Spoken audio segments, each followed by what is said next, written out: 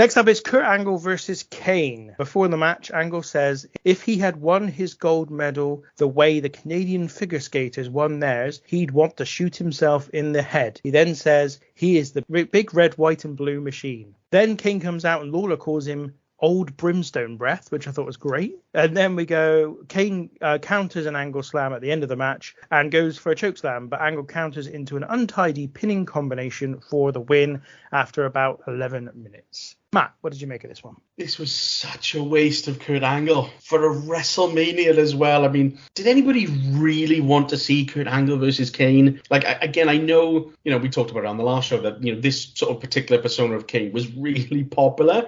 And he's still got I felt he got a big reaction here. So I guess, he certainly did have his fans, but I can't fathom anybody really wanted to see this. And I got to be honest, for me, it was quite boring. If anything, I think time hasn't been good to this one. I found it worse than the first time. I genuinely struggled to actually stay awake during this, which is not something I thought I'd ever say about a Kurt Angle match. But there just wasn't a hell of a lot to it. Kane did take a couple of German suplexes. Cool, that was all right.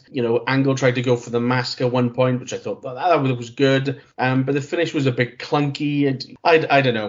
I felt this was a tremendous waste of Kurt, so I'm not a fan of this one. Now, I remember enjoying this at the time, but I agree with you, Matt. This doesn't age very well at all. Jerry Lawler was excruciating on this. He kept talking about head trauma. I just kind of feel the more I listen to Jerry Lawler from around this time, I wonder whether he just wasn't all that good, or like it's just you kind of feel more nostalgia to him rather than the actual quality of his output. Because I think someone like Bobby Heenan, you listen to, or Jesse actually for most of his run, are kind of timeless. Whereas I think Jerry Lawler's stuff really ages badly. The finish was a mess. Yeah, I've not got any real notes about this, to be honest. Really quite an average contest in general, and probably you're right, a waste of Kurt Angle. And I think, again, for me, this whole show and this whole period is infected. Vince McMahon, kayfabe-wise, talked about injecting the WWE with a lethal dose, bringing in the NWO. It's infected by them and Ric Flair's presence in the company. They just make everything worse, in my opinion. This show could have been much better if, as I say, Rock and Austin headlined to unify the two titles.